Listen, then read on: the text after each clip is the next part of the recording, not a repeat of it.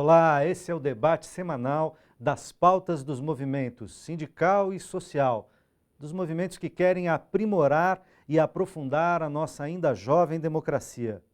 Bem-vindo ao Melhor e Mais Justo.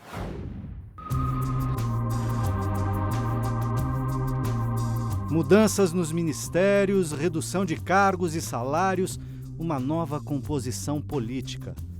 Apesar das críticas à esquerda e à direita, em que medida a reforma ministerial pode recuperar a maioria no Congresso para retomar a governabilidade e conseguir fazer o ajuste fiscal? Quais são os impactos das recentes modificações no Executivo Nacional?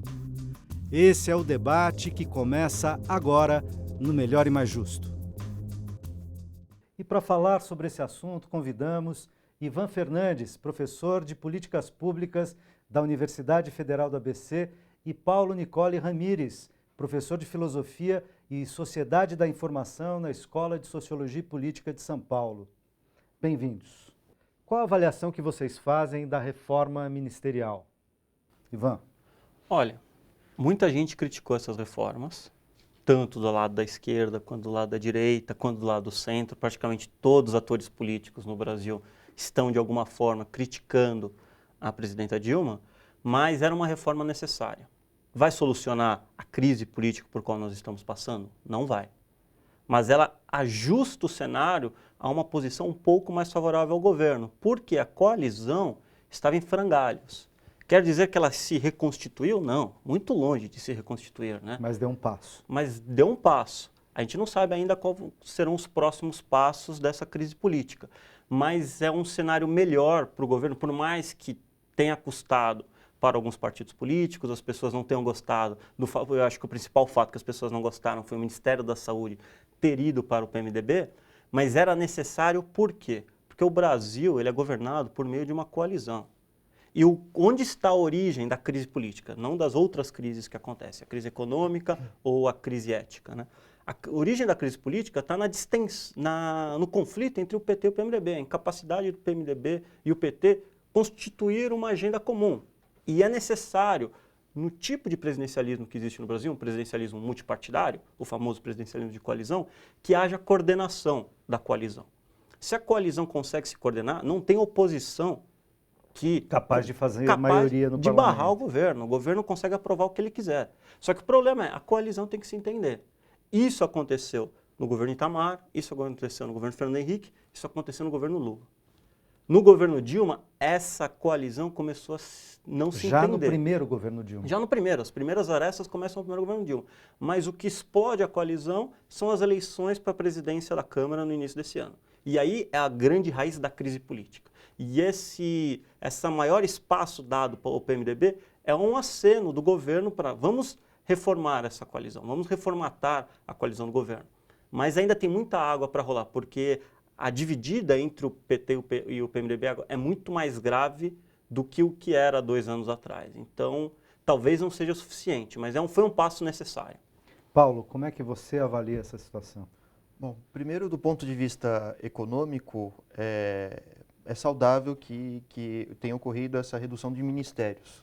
Mas, do ponto de vista meio social... simbólico, né? Sim. Porque a diminuição de gastos é pouco expressiva. Exatamente. Né? Se a gente comparar ao montante dos gastos do governo, uma redução é muito mais simbólica para que a sociedade tenha uma demonstração de que o governo também está economizando. Esses dias a Dilma também anunciou o corte de carros de luxo, passagens em primeira classe. Então, redução do próprio salário. Do próprio salário. Então, isso né? Às vezes são manobras muito mais para valorizar a imagem do governo. Agora, por outro lado, o que a gente tem que observar qual é a qualidade desses ministérios, qual a qualidade do PMDB. O PMDB representa quem e quais interesses? E é evidente que o PT, enquanto partido da classe trabalhadora, acaba criando um verdadeiro paradoxo unindo-se ao PMDB, que é uma união já de longa data. Enquanto foi vantajoso economicamente para o PMDB e para a distribuição de cargos, né, em estatais, cargos de confiança, etc., o PMDB fez o acordo, né, ou esteve no interior do governo petista. Agora, quando a gente tem uma situação de crise econômica, política, também o PMDB se vê como uma moeda de troca, né? Ele é capaz de fazer manobras tanto para favorecer quanto prejudicar o governo. E o maior expoente disso talvez seja o Eduardo Cunha hoje, né? Então, mas o Eduardo Cunha, por conta de ser o presidente da Câmara e as questões relacionadas à aprovação, tanto do ajuste fiscal quanto de outras medidas, e o evitar as chamadas pautas-bomba, que aumentam os gastos do governo num momento de desequilíbrio fiscal importante, né? Passarem pela Câmara, inclusive de maneira mais fundamental na Câmara, e de um debate político, digamos, mais denso, porque são 500 e tantos deputados contra 80 e poucos, 81 senadores, né, no Senado. Mas, de todo modo, por esta razão, ou porque, na verdade, o Eduardo Cunha representa, digamos, forças políticas antagônicas à coalizão, mesmo dentro do PMDB, do PT e dos partidos aliados. O que está em jogo nessa confrontação, além de, no momento, o Eduardo Cunha, o que está em jogo é ele tentar salvar a própria pele das contas na Suíça, enfim, de ter sido indiciado na Lava Jato, dos escândalos de corrupção que pesam na pessoa do Eduardo Cunha, né? Eu acho que uma coisa que a gente precisa entender é qual é a natureza do PMDB. O PMDB, ele é o partido de centro no sistema político brasileiro. Nós temos uma direita que também não é uma direita liberal, né? O PSDB, se a gente for olhar o resto do mundo, está longe de ser um partido liberal stricto sensu. Tem o PMDB... Aliás, nasce como social-democracia. Nasce como social-democracia. Uma centro-esquerda, né?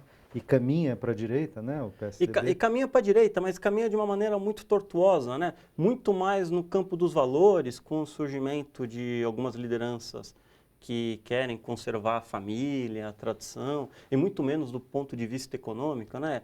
Embora a agenda neoliberal tenha sido implementada muito fortemente pelo PSDB, nos governos Fernando Henrique. Mas né? Esse é um ponto exatamente que eu discordo, porque não há a representação da agenda neoliberal de fato, porque não há redução do papel do Estado.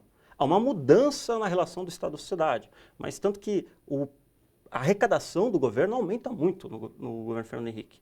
Muda a relação que o Estado tinha com a sociedade, mas está longe de ser o programa neoliberal que começa com o Friedman, que é vamos reduzir o papel do Estado, vamos desregulamentar. Na verdade, o que é o governo Fernando Henrique é uma estruturação das agências de regulamentação da relação Estado-sociedade. É um ponto de vista mais à direita do que a pauta do PT? É um ponto de vista mais à direita. Mas se você for olhar no cenário global, não está tanto na direita como o debate aparenta. E a mesma coisa se a gente olhar o debate americano também. Não existe um partido de esquerda nos Estados Unidos, por mais que os democratas estão um pouquinho mais à esquerda do que os republicanos. O centro do debate brasileiro está na direita, o centro do debate americano está... O centro do debate brasileiro está na esquerda, o centro do debate americano está na direita. Mas voltando à questão do PMDB, o PMDB é um partido de centro. Então, ele naturalmente, ele tem muita facilidade para conversar com o PT, para conversar com o PSDB. Tanto que não sabemos quem vai ganhar a eleição em 2018, mas eu tenho certeza que o PMDB vai fazer parte da coalizão. Mas por quê? Na própria estrutura do sistema político brasileiro. Ele é o partido de centro, ele é o partido que garante a governabilidade. Ele é o grande partido de centro, né? Porque exatamente. Não, sim, ele é a grande figura. Tem os outros partidos que estão rondando o PT, o PSDB e o PMDB. Mas que são pequenos, São pequenos. Mas o que é o PMDB? O PMDB ele era composto normalmente por oligarquias atrasadas. Mas o Eduardo Cunha, eu acho que ele traz uma configuração diferente. Ele representa movimentos neopentecostais que estão ganhando cada vez mais força no Brasil. Tirando toda a figura caricatural que é o Eduardo Cunha, que é um político que tem histórias muito complicadas, que estão sendo apresentadas para o grande público agora, ele representa também novos atores que estão entrando no debate político brasileiro. Então é importante a gente pensar o que vem depois do Cunha. O Cunha provavelmente ele vai sair do jogo nos próximos 2 anos. Mas a posição que ele representa, que é um centro conectado com esses movimentos neopentecostais, vai ser substituída por um outro líder político. Porque está mudando a estrutura política dos valores brasileiros, né? Você tem uma ascensão de uma agenda conservadora. E esses grupos têm total direito de se representarem dentro da Câmara, eles fazem parte da sociedade. Então a gente tem que entender como vai se dar a articulação entre a direita e a esquerda com esse novo ator no centro, né? O Eduardo Cunha ele é muito diferente do que era o Sarney, do que era o ACM. É muito mais complicado negociar com o Eduardo Cunha do que for para o Fernando Henrique negociar com a ACM, do que for para o Lula negociar com o Sarney, né? Muito diferente. Muito diferente. Muito diferente. Paulo, esse tensionamento na relação com o PMDB e na relação com o Congresso em geral, do governo com o PMDB, do governo com o Congresso em geral. Qual é a tua avaliação? Eu acrescentaria na fala do Ivan a questão do PMDB ser um partido especializado em ocupar cargos e não em governar necessariamente, né? Isso remete até uma discussão do Raimundo Faoro, num livro célebre chamado Os Donos do Poder. Essas oligarquias que acabam fazendo parte do PMDB, elas não estão preocupadas necessariamente com um projeto nacional de desenvolvimento. A questão, sim, é conquistar cargos políticos, fazer parte dos governos, tanto é que o PMDB também apoiou o governo do PSDB, apoia do PT e talvez apoie qualquer outro que venha a surgir, né? Inclusive, se discutiu muito, até mesmo a introdução da Marina Silva no PMDB, etc. Mas o fato é que a nossa política nacional não realizou até hoje uma separação drástica entre o interesse público e o privado. O Congresso e muitos cargos públicos que são direcionados a partir da presidência acabam sendo verdadeiros puxadinhos dos interesses privados de fazendas. Então, a política brasileira ela acaba sendo dominada por um profundo patrimonialismo, o que impede, de fato, de que as decisões políticas sejam tomadas a partir de critérios racionais, meritocráticos, isonômicos. Os cargos acabam sendo ocupados de acordo com jogos de interesses, chantagens. E nesse sentido, não é por acaso que ter um número maior de ministérios, ter ministérios com maior ascendência e orçamento, etc., é o que entra na hora de recompor a base. Eu particularmente acho que é um grande erro discutir quantidade de ministérios. A questão é a qualidade deles. E, de repente, se nós temos 30, 60, 80 ministérios que executam muito bem as ações sociais, as ações econômicas, isso é um benefício para a sociedade. A questão não é a quantidade, mas a qualidade deles. E quando a gente olha para a questão da qualidade, é aí que a gente começa a ver a introdução do PMDB em N cargos estatais importantes, etc. Ou seja, o PMDB ele faz uma moeda de troca. Ele troca apoio no Congresso por N cargos e a partir desses cargos vão se sucedendo cargos, situações de patrimonialismo, corrupção, etc. Capilarização do poder político para os municípios, para os estados, porque afinal de contas o governo federal é um indutor, né, das políticas, via políticas públicas, via financiamento e via o poder indutor orçamentário. Tem um poder muito forte sobre estados e municípios. Né? E tem um elemento muito interessante nesse debate, que eu concordo completamente com o que o Paulo está falando, que é fora do Centro-Sul, onde as atividades privadas são mais importantes do que as atividades públicas, a economia de São Paulo. A economia de São Paulo é uma economia basicamente privada. Boa parte das pessoas, os empregos são ofertados pelo mercado privado.